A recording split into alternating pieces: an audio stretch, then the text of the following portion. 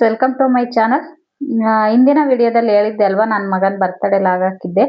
ಅದರಲ್ಲಿ ಒಂದು ಟಾಯ್ಸ್ ಅವನಿಗೆ ಬುಕ್ ಮಾಡಿದ್ದೆ. ಬಟ್ ಅದು ಪ್ರಾಬ್ಲಮ್ ಆಗಿಬಿಟ್ಟು, ಸೆನ್ಸರ್ ಪ್ರಾಬ್ಲಮ್ ಏನಾಗ್ಬಿಟ್ಟು ಮೇಲ್ ಆರ್ತಾ ಇರಲಿಲ್ಲ.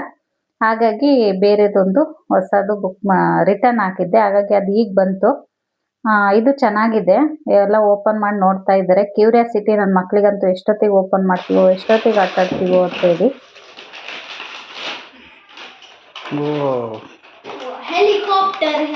ಕೆಳಗೆ ತೋರ್ಸ್, ಕೆಳಗಡೆ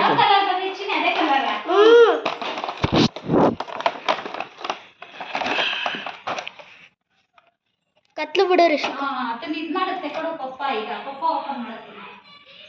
ಹೇಳಿದ್ನಲ್ವಾ, ಮಕ್ಕಳಿಗೆ ಚಿನ್ನ ಬೆಳ್ಳಿ ಕಾಸ್ಟ್ಲಿ ಬಟ್ಟೆಗಳು ಏನ್ ಕೊಟ್ರು ಅಷ್ಟು ಇಷ್ಟ ಆಗಲ್ಲ. ಈ ತರ ಆಟಿಕೆಗಳು ಕೊಟ್ರೇನೆ ಅವ್ರಿಗೆ ಇಷ್ಟ. ಆಟ ಆಡೋಂತ ವಸ್ತುಗಳು ತಂದು ಕೊಟ್ರೆ ತುಂಬಾನೇ ಖುಷಿ ಪಡ್ತಾರೆ ಅಂತಾನೆ ಹೇಳ್ಬೋದು. ಇದು ತುಂಬಾ ಕಡಿಮೆ ಪ್ರೈಸ್ ಅಲ್ಲೇನೆ ಸಿಕ್ತು ನನ್ಗೆ. ತುಂಬಾ ಚೆನ್ನಾಗಿ ವರ್ಕ್ ಆಗುತ್ತೆ. ಹೊರಗಡೆ ಎಲ್ಲ ತುಂಬಾ ಮೇಲ್ಗಡೆ ಎಲ್ಲ ಆರುತ್ತೆ. ಚೆನ್ನಾಗಿತ್ತು. ಸ್ಟಾರ್ಟಿಂಗ್ ನಮಗೆ ಗೊತ್ತಾಗ್ಲಿಲ್ಲ, ಇದು ಸ್ವಲ್ಪ ಚಾರ್ಜ್ ಕಮ್ಮಿ ಇತ್ತು. ಆಮೇಲೆ ಗೊತ್ತಾಯ್ತು ಇದು ಯಾವ ರೀತಿ ಯೂಸ್ ಮಾಡೋದು ಅಂತೇಳಿ. ಇದಕ್ಕೆ ರಿಮೋಟ್ ಕೊಟ್ಟಿರ್ತಾರೆ, ಜೊತೆಗೆ ಶೆಲ್ ಬೇರೆ ಕೊಟ್ಟಿರ್ತಾರೆ. ಶೆಲ್ ನಾವೇ ಹಾಕೋಬೇಕು. ಶೆಲ್ ಬಂದಿರಲ್ಲ. ಸೆನ್ಸರ್ ಇರ್ಲಿಲ್ಲ ಇದು. ಹೌದಾ, ಕಾಣಿಸ್ತಾ ಇಲ್ಲ. ಇದಿರ್ಲಿಲ್ವಾ? ಈ ಸರಿ ಚೆನ್ನಾಗಿದ್ಯಾ? ಹಾರುತ್ತಾ ಮೇಲ್ಗಡೆ? ಹಾರುತ್ತಾ? ಶೆಲ್ ಹಾಕ್ದಾ? ಏ ತಡಿಯೋ. ಹೌದೌದು. ಚಿನಿ, ಅದು ಬೆಡ್ರೂಮ್ ಬಾಗ್ಲಾಕಪ್ಪ. ತಡಿಯೋ, ಹಾಳಾಗುತ್ತೆ. ಆ ಬೆಡ್ರೂಮ್ ಬಾಗ್ಲಾಕು, ಒಳಗಡೆ ಹೋಗುತ್ತೆ. ಬಿಟ್ರೆ ಹೊರಗಡೆ ಬಿಟ್ರೆ ಸಿಗಲ್ಲ ಚಿನಿ. ಡೋರ್ ಹಾಕ್ತಾ ಇದು.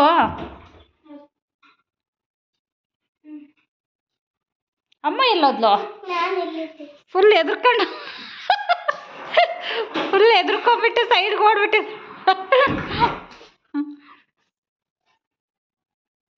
ಇವರು ಯಾಕೆ ವರ್ಕ್ ಆಗ್ತಿಲ್ವಾ?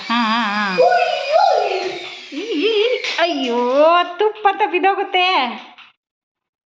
ಸ್ಲೋ ಇದು ಮಾಡಮ್ಮ. ಕಾಣುತ್ತೆ.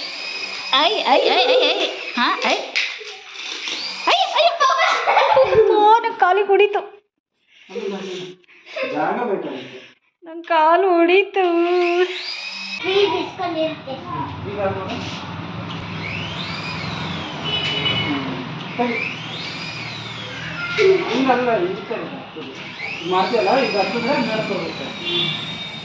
ಆಗ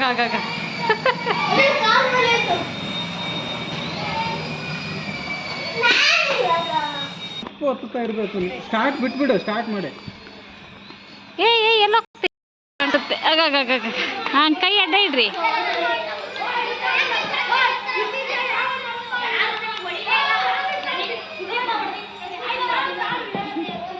ಅಜ್ಜಿ ತಕೋತ.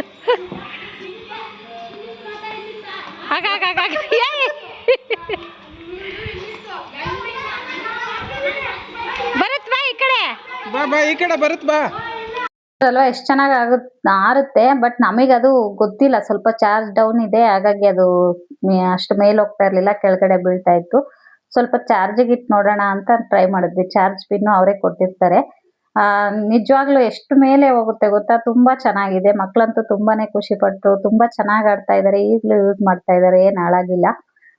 ತುಂಬಾ ಚೆನ್ನಾಗಿದೆ. ಕಡಿಮೆ ಪ್ರೈಸ್ ಅಂತ ಹೇಳಿದ್ವಲ್ಲ, ಹಾಗಾಗಿ ನೀವುನು ಯಾರಿಗಾದ್ರೂ ಬೇಕು ಅಂತಂದ್ರೆ ಇದ್ರ ಲಿಂಕ್ ಅನ್ನ ಡಿಸ್ಕ್ರಿಪ್ಷನ್ ಅಲ್ಲಿ ಹಾಕಿರ್ತೀನಿ. ಬೇಕು ಅಂತಂದ್ರೆ ನೀವು ಹೋಗಿ ಬೈ ಮಾಡ್ಬೋದು.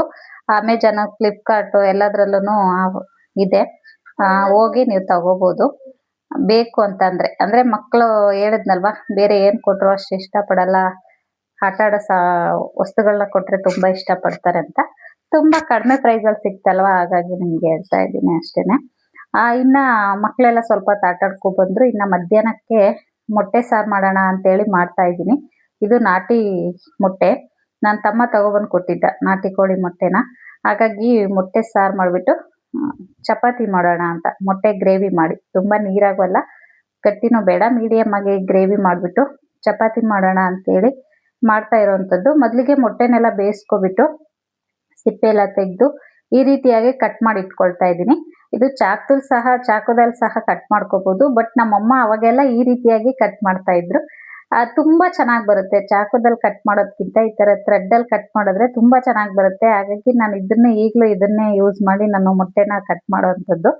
ಆ ಎರಡೆರಳೆ ಥ್ರೆಡ್ ತಗೋಬಿಟ್ಟು ಟೈಟ್ ಆಗಿ ಹಿಡ್ಕೊಂಡು ಈ ರೀತಿಯಾಗಿ ಮೊಟ್ಟೆ ಕಟ್ ಮಾಡ್ಕೊಂಡ್ರೆ ನೋಡ್ತಾ ಇದ್ದೀರಲ್ವಾ ಎಷ್ಟು ಚೆನ್ನಾಗಿ ಕಟ್ ಆಗುತ್ತೆ. ನಮ್ಗೆ ಯಾವ ಸೈಜಿಗೆ ಬೇಕೋ ಆ ಸೈಜಿಗೆ ಕಟ್ ಮಾಡ್ಕೋಬಹುದು. ಸ್ವಲ್ಪನೂ ಆಚೆ ಈಚೆ ಹಾಕಲ್ಲ. ಇನ್ನ ಮೊಟ್ಟೆ ಎಲ್ಲ ಬೇಯಿಸ್ಕೊಂಡು ಕಟ್ ಮಾಡಿ ಇಟ್ಕೊಂಡಿದ್ದೀನಿ. ಈಗ ಅದಕ್ಕೆ ಮಸಾಲೆ ರುಬ್ಕೊಳ್ಳೋದಕ್ಕೆ ಒಂದು ಜಾರ್ ತಗೊಂಡಿದ್ದೀನಿ, ಮಿಕ್ಸಿ ಜಾರು. ಅದಕ್ಕೆ ಮಸಾಲೆನ ನಾನಿಲ್ಲಿ ಚಿಕ್ಕದು 2 ಈರುಳ್ಳಿನ ಕಟ್ ಮಾಡಿ ಇಟ್ಕೊಂಡಿದ್ದೆ. ಹಾಗೆ ಟೊಮೊಟೊನು ಸಹ ಮೀಡಿಯಂ ಸೈಜ್ 2 ಟೊಮೊಟೊನು ಸಹ ಸೇರಿಸ್ಕೊಳ್ತಾ ಇದ್ದೀನಿ. ತುಂಬಾ ಸಣ್ಣದಾಗಿ ಏನು ಕಟ್ ಮಾಡಿಲ್ಲ, ರುಬ್ಬೋದಕ್ಕಲ್ವಾ ಹಾಗಾಗಿ. ಜೊತೆಗೆ ಸ್ವಲ್ಪ ಕೊತ್ತಂಬರಿ ಸೊಪ್ಪನ್ನು ಸಹ ಸೇರಿಸ್ತಾ ಇದ್ದೀನಿ. ಜೊತೆಗೆ ಸ್ವಲ್ಪ ಶುಂಠಿ ಬೆಳ್ಳುಳ್ಳಿ ಪೇಸ್ಟ್, ಅಂದ್ರೆ ನೀವು ಶುಂಠಿ ಬೆಳ್ಳುಳ್ಳಿ ಸಪ್ರೇಟ್ ಆಗಿ ಸಹ ಹಾಕೋಬಹುದು ಅಥವಾ ಪೇಸ್ಟ್ ಆದ್ರೂ ಯೂಸ್ ಮಾಡ್ಬೋದು. ಮತ್ತೆ ತೆಂಗಿನಕಾಯಿ ತುರಿನ ಯೂಸ್ ಮಾಡ್ತಾ ಇದ್ದೀನಿ. ಈಗ ಹಸಿ ತೆಂಗಿನಕಾಯಿ ತುರಿನ, ಒಣಕೊಬ್ಬರಿ ಸಹನೂ ಹಾಕ್ಕೋಬಹುದು. ಜೊತೆಗೆ ಸ್ವಲ್ಪ ಗೋಡಂಬಿ, ಸ್ವಲ್ಪ ಗಸಗಸೆನ ಹಾಕ್ಕೊಳ್ತಾ ಇದ್ದೀನಿ.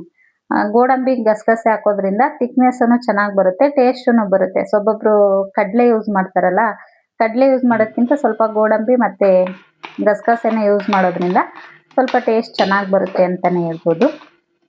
ಈಗ ಅದನ್ನೆಲ್ಲನೂ ರುಬ್ಕೊಂಡಿದ್ದಾಯಿತು. ನೋಡಿ ಈ ರೀತಿಯಾಗಿ ನುಣ್ಣಗೆ ರುಬ್ಕೊಂಡಿದ್ದೀನಿ. ಈಗ ಇದಕ್ಕೆ ಸ್ಪೈಸಸ್ನ ಸೇರಿಸ್ಕೊಳ್ತಾ ಇದ್ದೀನಿ. ಮೊದಲಿಗೆ 1 ಟೇಬಲ್ ಸ್ಪೂನ್ ಅಷ್ಟು ಅಚ್ಕಾರದ ಪುಡಿನ ಸೇರಿಸ್ತಾ ಇದ್ದೀನಿ. ಇದು ನಿಮ್ಮ ಖಾರಕ್ಕೆ ಅನುಗುಣವಾಗಿ ಹಾಕ್ಕೋಬೇಕು, ಜಾಸ್ತಿ ಕಡಿಮೆ. 2 ಟೇಬಲ್ ಸ್ಪೂನ್ ಅಷ್ಟು ಧನಿಯಾ ಪೌಡ್ರು, ಜೊತೆಗೆ ಸ್ವಲ್ಪ ಗರಂ ಮಸಾಲ. ನೋಡಿ ಸ್ವಲ್ಪ ಆದರೆ ಸಾಕು, ಒಂದು ಅರ್ಧ ಟೀ ಸ್ಪೂನ್ ಅಷ್ಟು ನಾನು ಇಲ್ಲಿ ಗರಂ ಮಸಾಲಾನ ಸೇರಿಸಿದ್ದೀನಿ. ಜೊತೆಗೆ 1/4 ಟೀ ಸ್ಪೂನ್ ಅಷ್ಟು ಅರಿಶಿನ ಪುಡಿ. ಇಷ್ಟನ್ನು ಹಾಕಿ ಸ್ವಲ್ಪ ನೀರನ್ನು ಹಾಕಿ ಮತ್ತೆ ಒಂದು ಸರಿ ರುಬ್ಕೊಳ್ತಾ ಇದ್ದೀನಿ. ಇದು ಸ್ಟಾರ್ಟಿಂಗೇನೆ ಹಾಕ್ಕೊಬಿಟ್ರೆ ಮಸಾಲೆ ಕಾಯಿ ತುರಿ ಅದೆಲ್ಲ ನೀಟಾಗಿ ನುಣ್ಣಗಾಗಲ್ಲ. ಹಾಗಾಗಿ ಫಸ್ಟ್ ಕಾಯಿನ ರುಬ್ಕೊಬಿಟ್ಟು ಆಮೇಲೆ ಈ ಮಸಾಲೆನ ಸೇರಿಸ್ಕೊಂಡು ರುಬ್ಕೊಳ್ತಾ ಇದ್ದೀನಿ. ಇದು ನೀವು ಬೇಕಿದ್ರೆ ಫ್ರೈ ಮಾಡ್ಕೋಬೇಕಾದ್ರೂ ಸಹ ಮಸಾಲೆ ಸೇರಿಸ್ಕೋಬಹುದು, ಅಥವಾ ಈ ರೀತಿ ರುಬ್ಬೇಕಾದ್ರೂ ಸೇರಿಸ್ಕೋಬಹುದು. ಈಗ ನೋಡಿ ನಾನು ಸ್ವಲ್ಪ ಎಣ್ಣೆನ ಹಾಕ್ಕೊಂಡು ಒಂದು 3 ರಿಂದ 4 ಟೇಬಲ್ ಸ್ಪೂನ್ ಅಷ್ಟು ಎಣ್ಣೆನ ಹಾಕ್ಕೊಂಡಿದ್ದೀನಿ. ಜೊತೆಗೆ ಸ್ವಲ್ಪ ಜೀರಿಗೆನ ಸೇರಿಸ್ತಾ ಇದ್ದೀನಿ. ಜೊತೆಗೆ ಸ್ವಲ್ಪ ಕಸ್ತೂರಿ ಮೇಥಿ, ಇದನ್ನು ಸಹ ಸೇರಿಸ್ಬಿಟ್ಟು, ಜೀರಿಗೆ ಕಸ್ತೂರಿ ಮೇಥಿ ಎರಡೇನೆ ಒಗ್ಗರಣೆಗೆ, ಮತ್ತೆ ಈರುಳ್ಳಿ ಏನು ಹಾಕೋದಕ್ಕೆ ಹೋಗಿಲ್ಲ. ಈಗ ರುಬ್ಕೊಂಡಿರೋಂಥ ಮಸಾಲೆನ ಅದಕ್ಕೆ ಸೇರಿಸ್ತಾ ಇದ್ದೀನಿ. ಆ ಮಸಾಲೆನ ಇಲ್ಲಿ ಯಾವುದನ್ನು ನಾವು ಫ್ರೈ ಮಾಡಿ ಹಾಕಿಲ್ಲ ಅಲ್ವಾ, ಹಸಿದಾಗಿ ಹಾಕ್ಕೊಂಡಿದೀವಿ ಕಾಯಿ ಟೊಮೊಟೊ ಎಲ್ಲ. ಹಾಗಾಗಿ ಇದು ಎಣ್ಣೆಯಲ್ಲಿ ಚೆನ್ನಾಗಿ ಫ್ರೈ ಆಗಬೇಕು ಮಸಾಲೆ, ಆವಾಗಲೇ ಸಾಂಬಾರ್ ಟೇಸ್ಟ್ ಬರೋವಂಥದ್ದು. ಸ್ಟಾರ್ಟಿಂಗ್ಗೆ ನೀರು ಹಾಕೋಕೆ ಹೋಗಬೇಡಿ. ಸ್ವಲ್ಪ ಮಸಾಲೆ ಈ ರೀತಿ ಎಲ್ಲ ಕುದ್ದು ಅದ್ರದ್ದು ಹಸಿ ಸ್ಮೆಲ್ ಎಲ್ಲ ಹೋದ್ಮೇಲೆ ನಮ್ಗೆ ಎಷ್ಟು ಬೇಕೋ ಅಷ್ಟು ನೀರನ್ನು ಸೇರಿಸ್ಕೋಬೇಕಾಗುತ್ತೆ. ಈಗಲೇ ನಾನು ಉಪ್ಪನ್ನು ಸೇರಿಸ್ಕೊಂಡಿದ್ದೀನಿ. ಉಪ್ಪನ್ನು ಅಷ್ಟೇ ಮೊಟ್ಟೆ ಬೇಯಿಸ್ಬೇಕಾದ್ರೆ ಮೊಟ್ಟೆದಕ್ಕೂ ಹಾಕಿರ್ತೀನಿ ಟೇಸ್ಟ್ ಬರಲಿ ಅಂತೇಳಿ. ಬೇಯಿಸ್ಕೋಬೇಕಾದ್ರೆ ಸ್ವಲ್ಪ ಹಾಕಿದ್ದೆ. ಹಾಗಾಗಿ ಇಲ್ಲಿ ಗ್ರೇವಿಗೆ ಎಷ್ಟು ಬೇಕೋ ಅಷ್ಟು ಮೊಟ್ಟೆ ಇದು ಉಪ್ಪನ್ನು ನೋಡಿಬಿಟ್ಟು ಹಾಕ್ಕೊಳ್ಳಿ. ಈಗ ನೋಡಿ ಚೆನ್ನಾಗಿ ಗ್ರೇವಿ ಹಸಿ ಸ್ಮೆಲ್ ಎಲ್ಲ ಹೋಗಿದೆ. ಈಗ ನಾನು ಇದಕ್ಕೆ ನೀರನ್ನು ಸೇರಿಸ್ಕೊಳ್ತಾ ಇದ್ದೀನಿ. ನಿಮ್ಗೆ ಎಷ್ಟು ಥಿಕ್ನೆಸ್ ಬೇಕೋ ಅಷ್ಟು ನೋಡಿ ನೀರನ್ನು ಸೇರಿಸ್ಕೊಳ್ಳೋ ಅಂಥದ್ದು. ನನಗೆ ಸಾಕು ಇಷ್ಟು, ಜಾಸ್ತಿ ನೀರು ಬೇಡ ಅಂತ ಹೇಳ್ಬಿಟ್ಟು ಮೀಡಿಯಮ್ ಆಗಿ ನೋಡಿ ನೀರನ್ನು ಸೇರಿಸ್ಕೊಳ್ತಾ ಇದ್ದೀನಿ. ಈಗ ಇದು ಅಷ್ಟೇ ಒಂದು ಕುದಿ ಬರಲಿ. ತುಂಬ ಕಡಿಮೆ ಸಮಯದಲ್ಲೇ ಆಗೋಗುತ್ತೆ, ತುಂಬ ಏನು ಲೇಟ್ ಆಗಲ್ಲ ಇದು. ಹಾಗೆ ಅಷ್ಟೇ ಟೇಸ್ಟಿಯಾಗಿ ಸಹ ಇರುತ್ತೆ. ನೋಡಿ ಈಗ ಆಲ್ಮೋಸ್ಟ್ ರೆಡಿಯಾಗಿದೆ ಸಾಂಬಾರು. ಈ ಟೈಮಲ್ಲಿ ನಾನು ಮೊಟ್ಟೆನ ಸೇರಿಸ್ಕೊಳ್ತೀನಿ ಇದಕ್ಕೆ. ಈ ಟೈಮಲ್ಲಿ ನೀವು ಉಪ್ಪು ಖಾರ ಒಂದ್ಸಲ ಚೆಕ್ ಮಾಡ್ಕೋಬೋದು, ಬೇಕಿದ್ರೆ ಸೇರಿಸ್ಕೊಳ್ಳಿ. ಈಗ ನೋಡಿ ಎಲ್ಲ ಆಗಿದೆ. ಈಗ ಬೇಯಿಸ್ಕೊಂಡಿರೋಂಥ ಮೊಟ್ಟೆನ ಹಾಕಿ ಒಂದು ಕುದಿ ಕುದಿಸ್ಕೋಬೇಕು, ಜಾಸ್ತಿ ಬೇಡ. ಅದು ಯೆಲ್ಲೋ ಕಲರ್ ಇರುತ್ತಲ್ವಾ, ಅದೆಲ್ಲ ಇದರಲ್ಲಿ ಮಿಕ್ಸ್ ಆದಮೇಲೆ ಗ್ರೇವಿ ಇನ್ನಷ್ಟು ಥಿಕ್ನೆಸ್ ಬರುತ್ತೆ. ಹಾಗಾಗಿ ಸ್ವಲ್ಪ ನೀರಾಗಿ ಮಾಡ್ಕೊಂಡಿದ್ದಂಥದ್ದು. ಇವಾಗ ನೋಡಿ ಗ್ರೇವಿ ಎಷ್ಟು ಥಿಕ್ನೆಸ್ ಬರುತ್ತೆ ಅಂತ. ಹಳದಿ ಭಾಗ ಎಲ್ಲ ಬಿಟ್ಕೊಳ್ಳುತ್ತಲ್ವ, ಹಾಗಾಗಿ ಇಷ್ಟೇ. ತುಂಬಾನೇ ಕಡಿಮೆ ಸಮಯದಲ್ಲಿ ತುಂಬ ಸಿಂಪಲ್ ಆಗಿ ಮೊಟ್ಟೆದು, ನಾಟಿ ಕೋಳಿ ಮೊಟ್ಟೆ ಆಗಲಿ ಬೇರೆ ಮೊಟ್ಟೆದೂ ಇದೇ ಸೇಮು. ಇಲ್ಲಿ ನಾನು ಫಾರಂ ಮೊಟ್ಟೆ ಬದಲು ನಾಟಿ ಕೋಳಿ ಮೊಟ್ಟೆ ಬಳಸಿದ್ದೀನಿ ಅಷ್ಟೇನೆ. ಅಷ್ಟೇ ನೋಡಿ ಎಷ್ಟು ಥಿಕ್ನೆಸ್ ಬಂತು ಸಾಂಬಾರು ಅಂತ. ಈಗ ಬಡಿಸ್ಕೊಳ್ತಾ ಇದ್ದೀನಿ ಸಿಂಪಲ್ ಆಗಿ. ಮೊಟ್ಟೆ ಗ್ರೇವಿ ಆಯಿತು. ಈಗ ಈರುಳ್ಳಿ ಮತ್ತು ಸೌತೆಕಾಯಿ ಜೊತೆ ನಾನಿಲ್ಲಿ ಸರ್ವ್ ಮಾಡ್ತಾ ಇದ್ದೀನಿ ಚಪಾತಿ ಜೊತೆ. ಇದಕ್ಕೆ ಚಪಾತಿನ ಮಾಡ್ಕೊಂಡಿದ್ದೆ. ಈರುಳ್ಳಿ ಇದು ಸೌತೆಕಾಯಿನ ಉಪ್ಪು ಮತ್ತು ಸ್ವಲ್ಪ ಖಾರದ ಪುಡಿಲಿ ನೆನೆಸಿಟ್ಟಿದ್ದೆ, ಬೇರೆ ಟೈಮಲ್ಲಿ ತಿನ್ನೋಣ ಅಂತೇಳಿ. ಅದನ್ನೇ ಇಲ್ಲಿ ಸರ್ವ್ ಮಾಡ್ತಾ ಇದ್ದೀನಿ. ಹಾಗಾಗಿ ಕಲರ್ ಇದೆ ಅಷ್ಟೇ. ಇಷ್ಟೇ ಇವತ್ತಿನ ಲಂಚ್ ಮಧ್ಯಾಹ್ನ. ಇದ್ರ ಜೊತೆ ಸ್ವಲ್ಪ ರೈಸ್, ಮಾಮೂಲಿ ರೈಸ್ ಮಾಡ್ಕೊಂಡಿದ್ದೆ ಅಷ್ಟೇ. ಚಪಾತಿ ಮೊಟ್ಟೆ ಗ್ರೇವಿ ಜೊತೆ ಊಟ ಮಾಡ್ಕೊಂಡಿದ್ದಾಯ್ತು.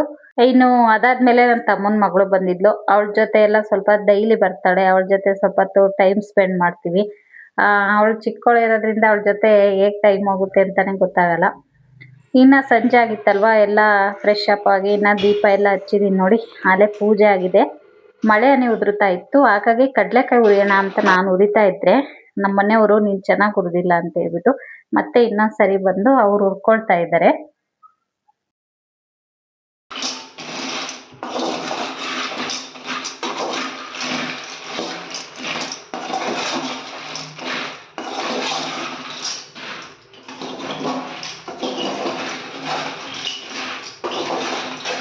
ಬರ್ತಾನೆ ಐತೆ ಮಳೆ,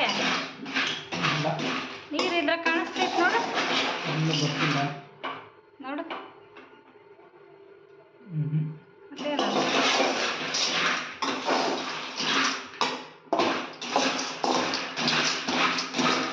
ಸಾಕಾ ಎದ್ದಿಲ್ಲ ತಡಿ ಕಡಿ ತಡಿ.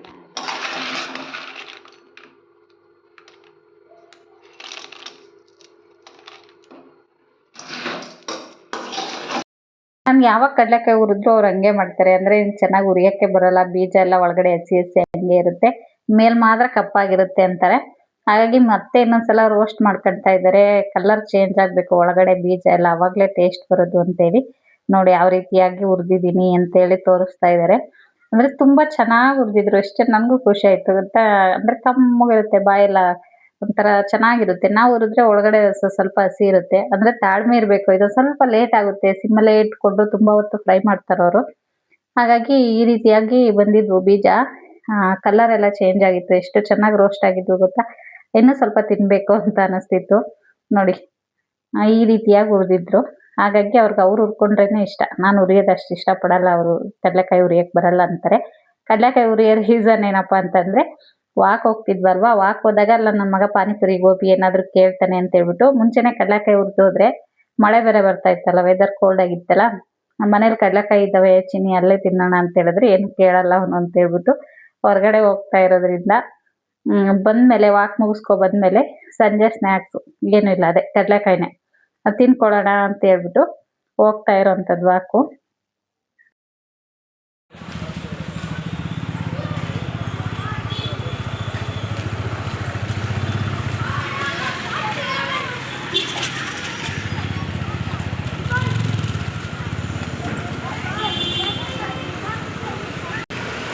ಅಂದರೆ ಈಗ ನನ್ನ ಫ್ರೆಂಡ್ಸ್ ಡೈಲಿ ನನ್ನ ಜೊತೆ ವಾಕ್ ಬರ್ತಿದ್ದಂಥವ್ರು ಮಕ್ಕಳಿಗೆ ಸಮ್ಮರ್ ಹಾಲಿಡೇಸ್ ಇತ್ತಲ್ವ, ಎಲ್ಲ ಊರಿಗೆ ಹೋಗ್ಬಿಟ್ಟಿದ್ದಾರೆ.